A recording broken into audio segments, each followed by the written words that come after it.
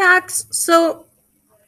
We're also going to talk about how the properties of an ideal gas help scientists to predict the properties of real gases. Okay, and we're going to do that by talking about the kinetic model of an ideal gas. Basically, using kinetic energy to model how gases move. Okay. In the end, I will calculate the total kinetic energy of a gas using the molecular interpretation of temperature. Okay. So again, remember that our kinetic theory of gas is modeled off of an ideal gas.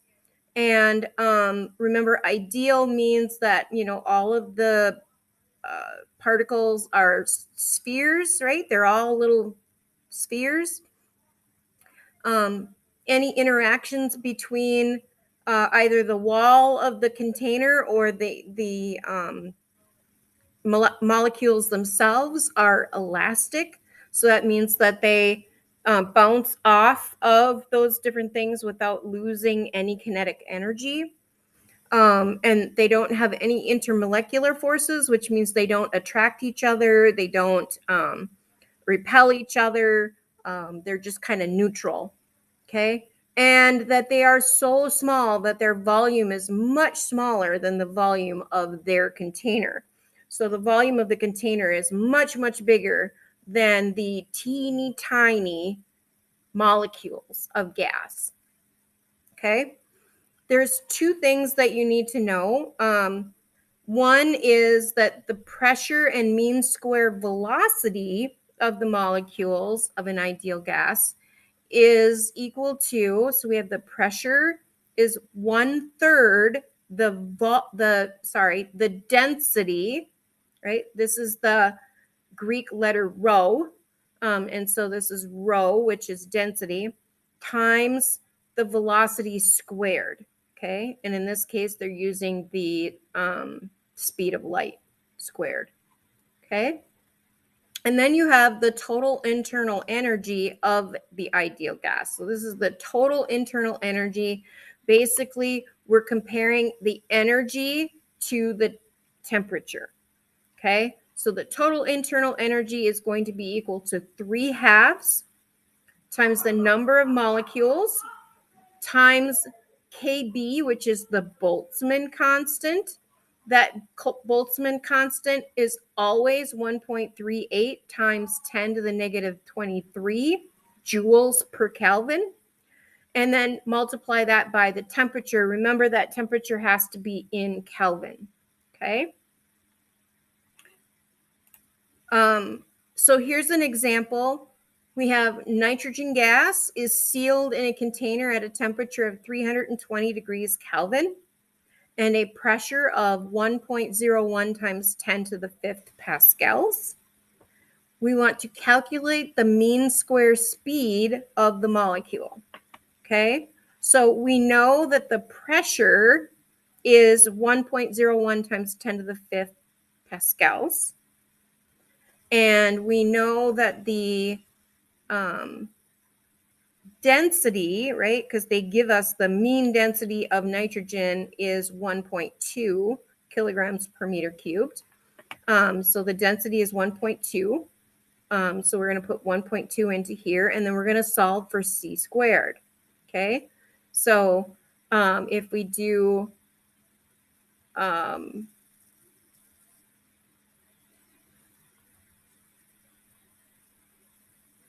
multiply by 3 on both sides, okay?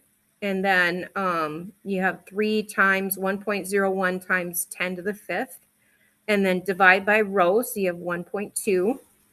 You get 2.53 times 10 to the 5th meters squared per second squared, okay? Notice the units because this is squared, right?